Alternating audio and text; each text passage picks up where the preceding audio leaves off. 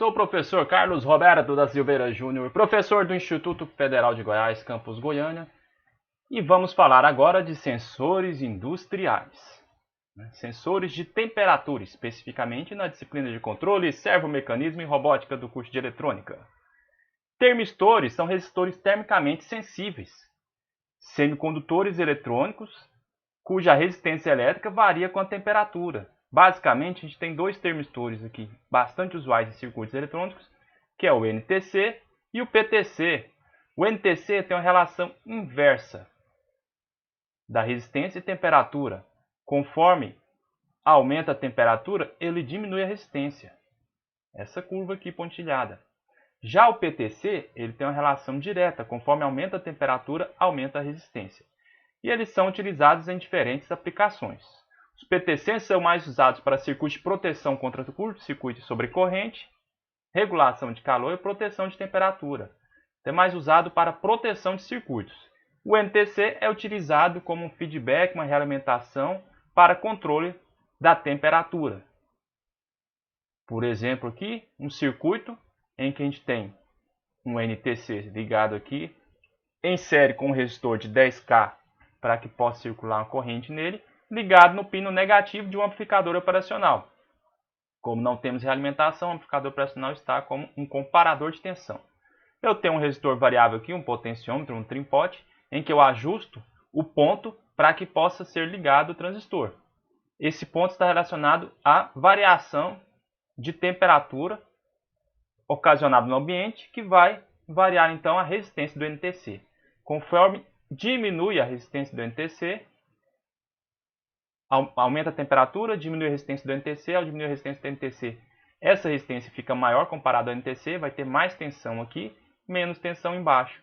Menos tensão embaixo, o que acontece? Essa tensão aqui vai ficar maior do que a que está no negativo.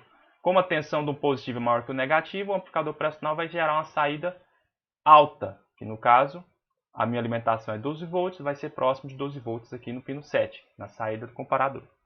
De tal forma que isso polariza o transistor configurado como chave, fecha o transistor vai mandar conduzir energia no relé, fecha o circuito do relé, e o diodo aqui, um N4148, está protegendo o transistor de queima. Ao relé ser fechado, o que acontece? Ele manda ligar um ventilador. É claro que o ventilador aqui está ligado em 12 volts, mas poderia estar ligado também em 220 volts, por exemplo. Aqui já é uma aplicação de um PTC, tem um modelo comercial de PTC, caso tenham interesse, vejam aqui mais detalhes, em que eu tenho o PTC em série no circuito. Então, o PTC a gente encontra muito também em fonte chaveada, em circuitos de entrada de fonte chaveada, em que eu tenho lá o fusível, eu tenho um varistor para proteção, e eu tenho também o PTC. Aqui, ó, os componentes de proteção, isso aqui é um componente de proteção a gás, e o PTC em ambos os circuitos, de tal forma que, se a corrente aumenta, o que acontece com o PTC? Ele vai conduzir essa energia e vai aumentar a temperatura. Ao aumentar a temperatura, ele aumenta a resistência, então ele vai diminuindo a corrente de passagem aqui para o outro lado do circuito, protegendo então o circuito. Nós temos também um bastante antigo e conhecido, que é o par bimetálico, que são duas chapas diferentes de metais distintos, de forma que quando ocorre um aquecimento, há uma variação, há um movimento dessa placa metálica.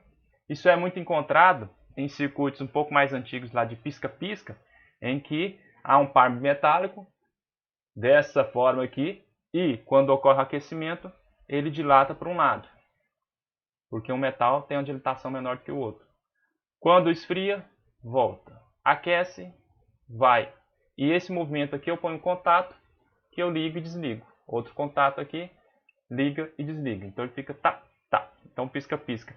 Ele acende a luz, aquece o fio, aquece o par bimetálico, fecha o contato.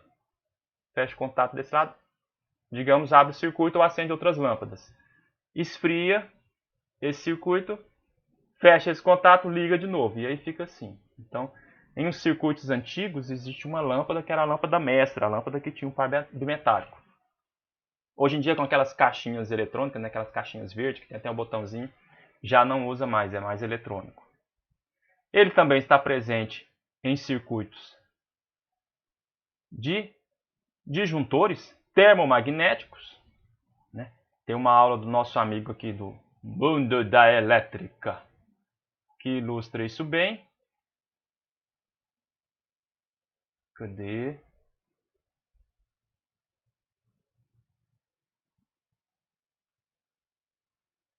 Aqui ele mostra alguns protetores térmicos, né? E termostato com flange, que está relacionado também com a mudança de estado, né? Conforme alcança o nível de temperatura, ele sinaliza um alarme. O interessante desse termostato aqui é que você conecta ele em uma superfície de algum equipamento elétrico, de algum circuito, de forma que quando ele aquece, você tem essa informação do aquecimento. Voltando aqui,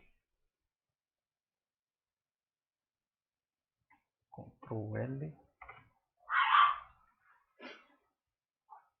Eu tenho circuitos integrados também, que para a gente utiliza o LM35, que é bastante usual, a gente já falou isso aí na primeira aula.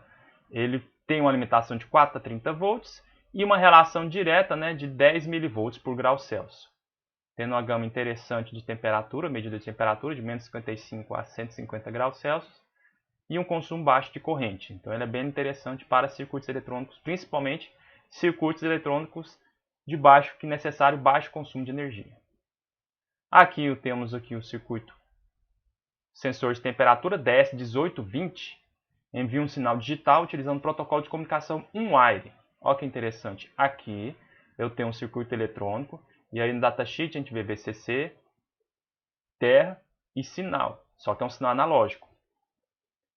Para que eu possa, por exemplo, não, mas legal, só que eu quero usar um componente mais robusto para isso sem mexer na fiação ou aumentar a quantidade de fios.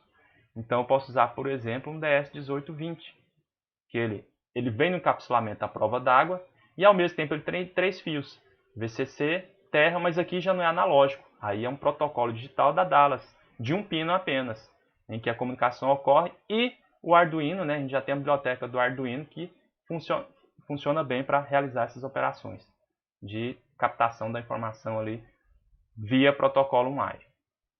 Vamos ver aqui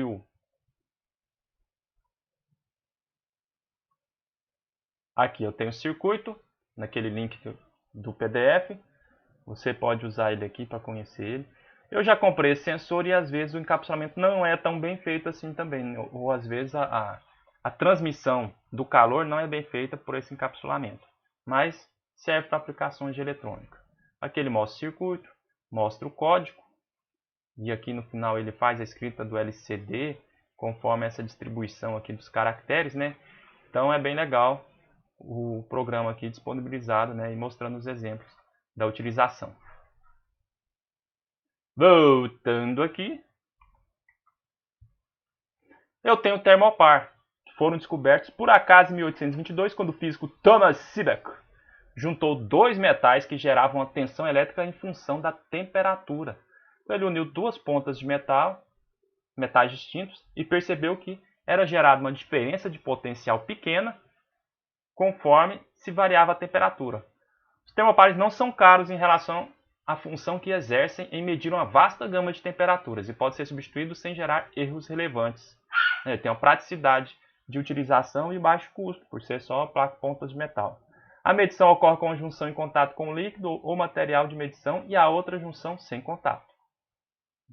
Então vamos visualizar. Eu tinha só um pequeno exemplo aqui, mostrando, né, a ponta de um termopar.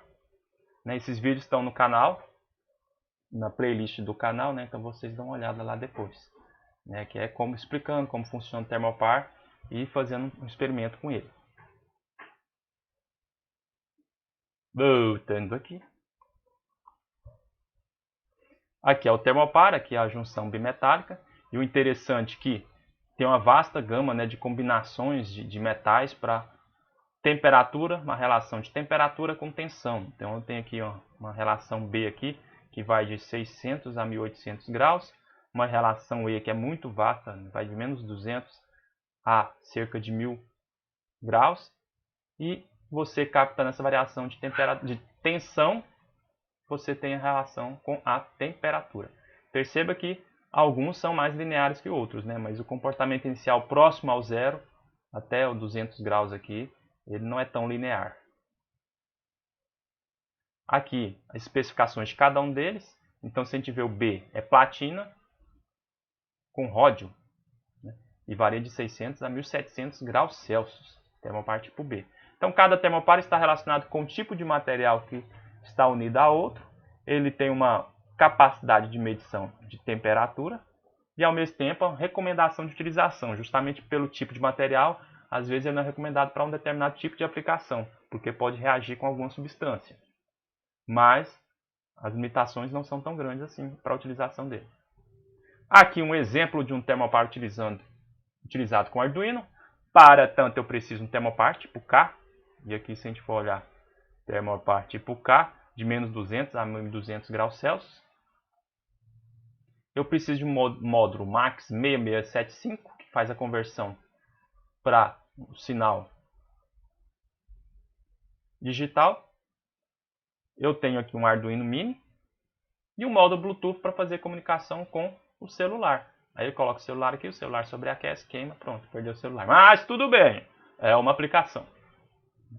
Se a gente for olhar aqui, tem o link disponível, né?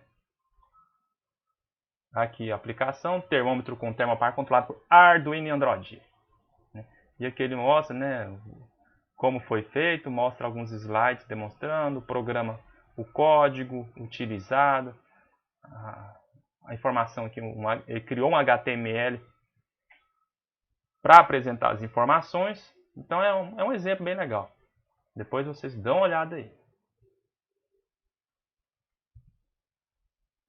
Termorresistência de platina, também conhecido como PT. E quando eu falo PT100 é porque ele tem uma resistência de 100 ohms a uma temperatura de 0 graus.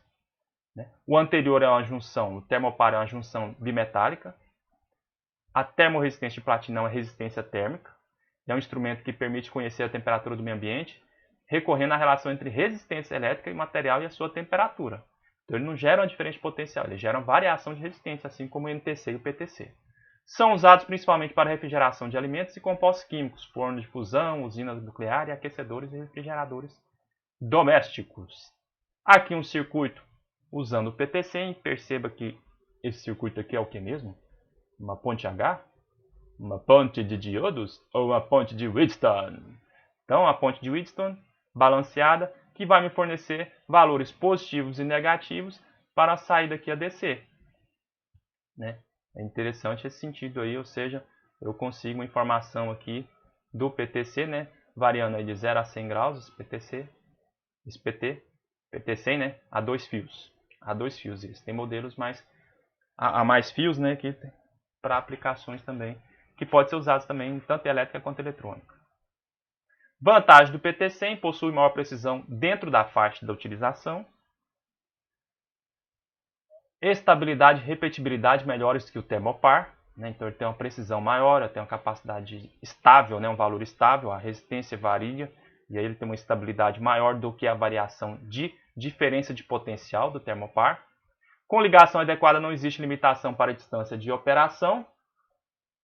E a gente vê, o termopar ele gera uma variação de tensão. Eu posso perder um pouco dessa tensão aí se eu for conduzindo um fio grande, já a resistência, um fio maior, né? Já a resistência nem tanto. Dispensa o uso de fios e cabos de extensão e compensação para ligação. Se adequadamente protegido, permite utilização em qualquer ambiente. A curva de resistência por temperatura é mais linear, isso é uma vantagem porque é uma facilidade de conversão, né? Resistência a temperatura. Menos influenciado por ruídos elétricos. Né? Por quê? Porque o termopar ele gera uma variação de tensão.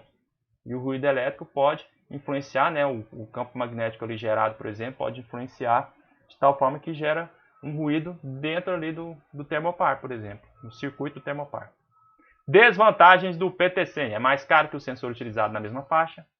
Limite de temperatura menor. A gente vê que o termopar ele tem um range muito maior, até porque tem vários tipos de termopar. Deteriora com mais facilidade, caso ultrapasse a temperatura estabilizada, né? Uma resistência pode danificar a resistência, a qualidade da resistência. Temperatura deve estar estabilizada em torno do bulbo para a correta indicação, aí que é um problema, né? Então tem que ter uma estabilidade no componente ali, na temperatura para poder medir. Possui um tempo de resposta maior que o termopar, também por causa dessa estabilidade que ele possui, como falado anteriormente. Mais frágil mecanicamente, ele se autoaquece exigindo instrumentação sofisticada, né? Ele tem um circuito, uma resistência que pode aquecer conforme o aumento da corrente passando ali. Sensores de nível. E agora vamos falar dos conhecidos sensores de nível. Vocês acham interessante? Eu vejo que vocês estão interessados mesmo. Sensores de nível. Nós temos flutuadores, que é um interruptor protegido contra choque, é suspenso pelo próprio cabo elétrico e numa haste metálica. Existem vários modelos de flutuadores. Acionamento de mercúrio, que é uma boia preta que era bastante utilizada antigamente, Hoje em dia já tem os circuitos mais interessantes, Que não usam mercúrio, porque qual o problema do mercúrio? É a questão se ele vazar dentro de uma caixa d'água, por exemplo, você está contaminando a caixa d'água. Acionamento magnético via heat switch, que a gente já viu o heat switch anteriormente. Acionamento por potenciômetro, chave de nível de boia. Então vamos ver alguns aqui. Esse aqui é o interruptor de mercúrio. Dentro dele tem mercúrio, que é um metal líquido. E aí, conforme o mercúrio alcança essas duas pontas, ele conduz a energia. E o mercúrio vai funcionar como uma chave condutora ali, que eu posso fechar uma contatora para acionar alguma carga, como por exemplo a bomba. Aqui o flutuador de acionamento magnético, em que eu tenho aqui posicionamento, é como se fosse a boia, essa parte aqui, A boia é isso aqui, ou isso aqui. E aí tem a chave e o ímã, e aí quando isso aqui aproxima dessa parte, o contato é fechado. Ele é normalmente aberto. Quando o contato é fechado, ele está junto aqui, Fechou, pode conduzir. E aí eu tenho informação. Funciona apenas com líquidos de baixa viscosidade. Por quê? Se o líquido é de alta viscosidade, meleca aqui tudo e vira um PT que não funciona direito. Aqui, ó, esse aqui é a boia veicular. É como se fosse um potenciômetro que varia conforme sobe ou desce o nível dentro do tanque de combustível. Abaixa aqui a resistência aumenta, levanta a resistência diminui. E aí você tem informação dentro do nível de combustível de um tanque. Aqui é a chave de nível de boia, que é substituta da chave de mercúrio, que usa mercúrio, Eu tenho um contrapeso e esse contrapeso permite o quê? Se a boia abaixa, eu tenho um nível mínimo. E aí, digamos assim, fecha o contato. Fechou o contato, a boia vai ligar até alcançar esse ponto aqui, que é o nível máximo. E desliga a boia. Se essa variação, essa altura do tanque é maior, eu deixo um cabo mais longo, livre, para que ele possa o quê? Ter uma liberdade maior. Opa! Desligou. Esvaziou, esvaziou, esvaziou. Esvaziou muito. Liga de novo. Opa! Enche o tanque. A ideia é essa. Aqui demonstrando o circuito, por exemplo, eu tenho um reservatório e um poço. E eles são ligados de forma que liga-se a bomba do reservatório quando o reservatório está cheio e o poço está vazio. Então aqui eu posso ter uma lógica aí, usando as chaves. Enquanto uma vai mandar fechar quando está vazio o reservatório, o poço vai mandar ligar quando está cheio. E aí, se as duas condições acontecerem, o poço está cheio e o reservatório está vazio, liga a bomba. Essa é a bombinha. Eletrodos metálicos, já é um sistema antigo, pouco usado atualmente, mas a ideia é que você tem um componente elétrico em que você tem fios que pode se mergulhar dentro do tanque de água. Um poço artesiano, por exemplo. E aí ele manda um pequeno nível de tensão em uma determinada frequência, de forma que se essa tensão está sendo recebida do ER para o ET, quer dizer que a água está chegando até aqui. Se esse sinal está sendo recebido em ES, nível máximo, quer dizer que a água está chegando aqui. E aí ele permite o controle do acionamento da bomba.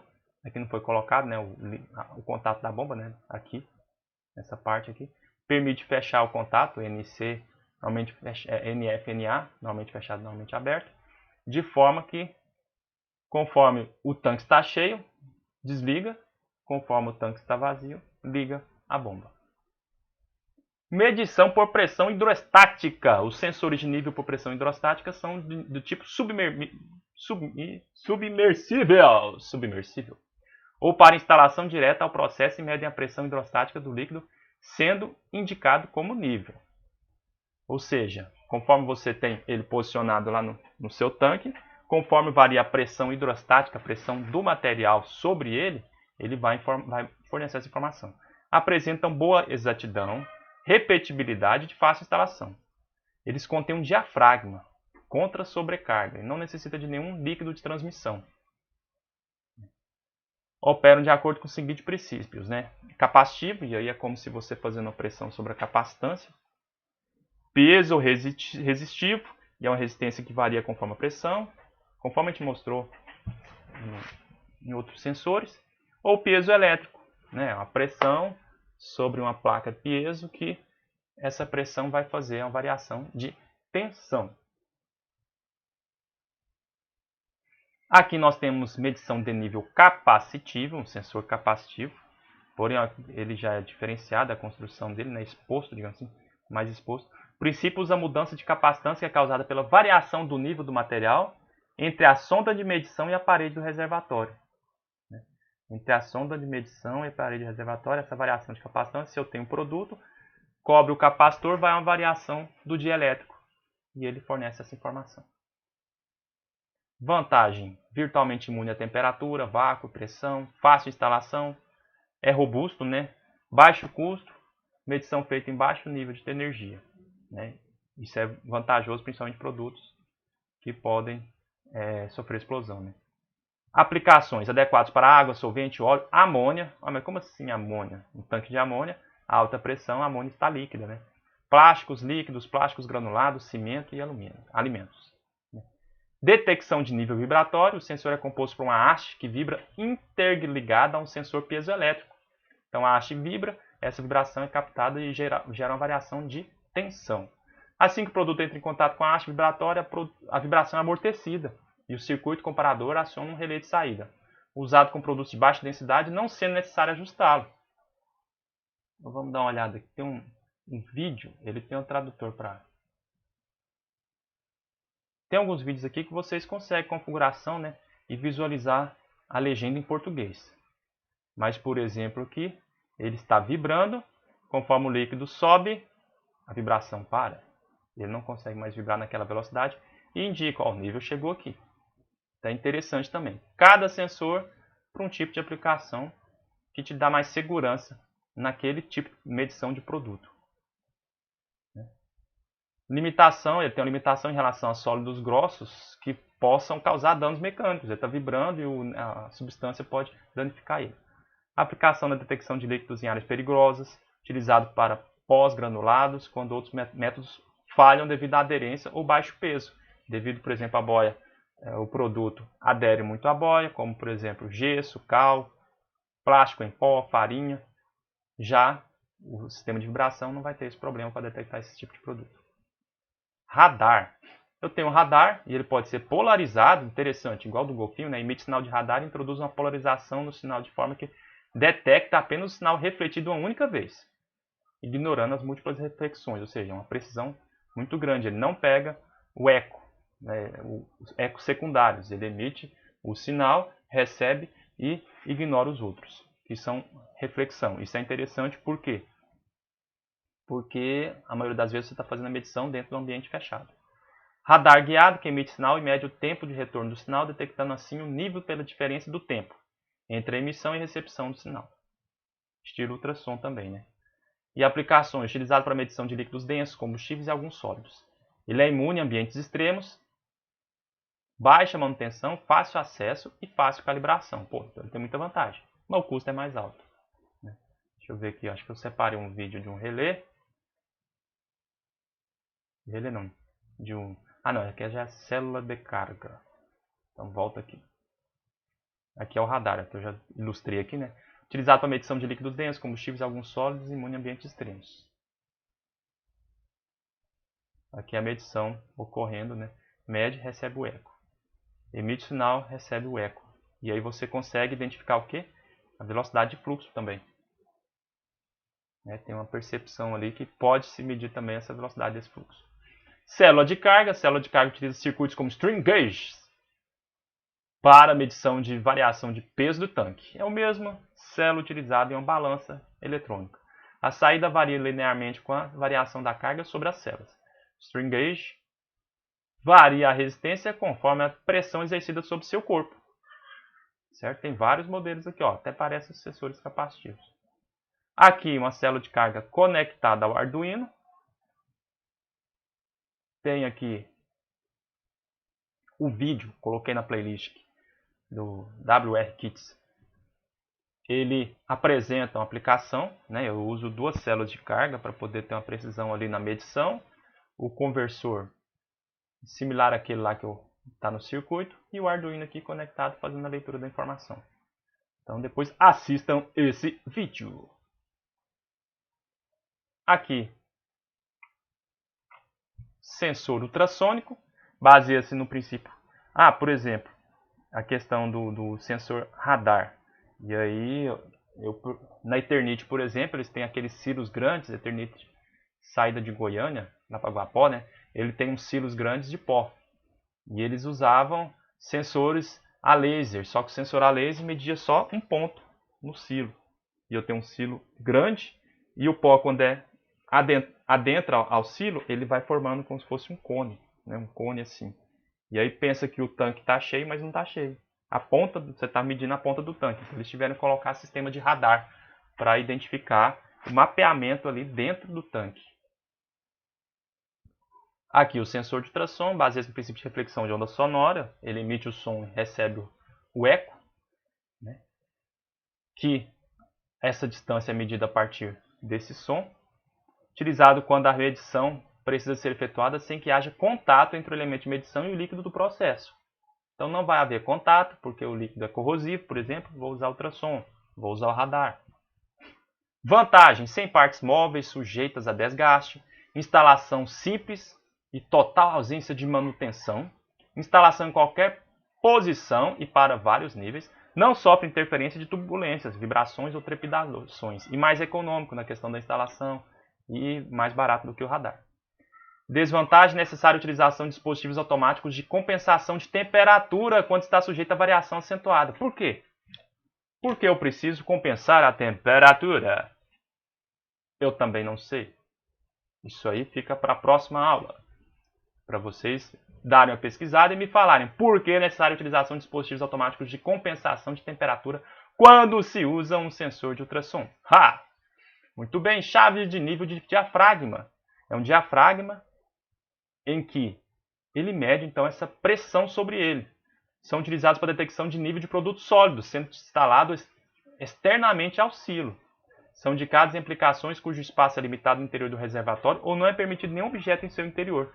Então tem um silo, tem um tanque, que eu faço a medição por variação de diafragma. É claro que esse diafragma vai entrar em contato ali com a superfície externa do silo e essa variação de peso ali sobre os mancais ou sobre a estrutura que sustenta aquele silo vai me fornecer essa informação relacionada ao peso. Aqui temos várias opções de sensores de nível, né? A capacitância, a pressão hidrostática, o sensor aqui ultrassônico, a sonda, né? Alguns outros aí, condutância, né? Flotador, que na verdade é o mesmo sinônimo aí do heat switch. E aí, para atividades que vocês façam, descrevam uma aplicação industrial em que se utilize 3 diferentes tipos de sensores de nível e 3 diferentes tipos de sensores de temperatura. Você pode incluir outros sensores para complementar sua ideia. Então, descrever uma pequena planta industrial que tenha esses tipos de sensores aplicados e com função interessante. Né? Então, vou pensar uma linha de produção de cerveja, e aí eu preciso de um sensor de nível de água, um sensor de nível de lúpulo, um sensor de nível de cevada. E realizar essa mistura, eu preciso de um sensor de nível para detectar, eu preciso de uma balança para pesar uma determinada parte. Né? Então pensar algo assim, e se quiser usar outros sensores e outros equipamentos, insira os motores também, relaciona os acionamentos, é bem interessante. Seja coerente, apresente o motivo da escolha de cada um dos sensores para esse local ou ponto de aplicação em sua planta industrial. Tem que ter relação, escolher esse sensor pelas características dele que são vantajosas em relação a outro para essa aplicação. Seja detalhista, desenhe a planta e identifique os sensores. Seja inovador, apresente aplicação interessante para que possamos avaliar na próxima aula. Então é isso, pessoal. Deixo então o meu muito obrigado pela participação de vocês. E até a próxima aula. Obrigado.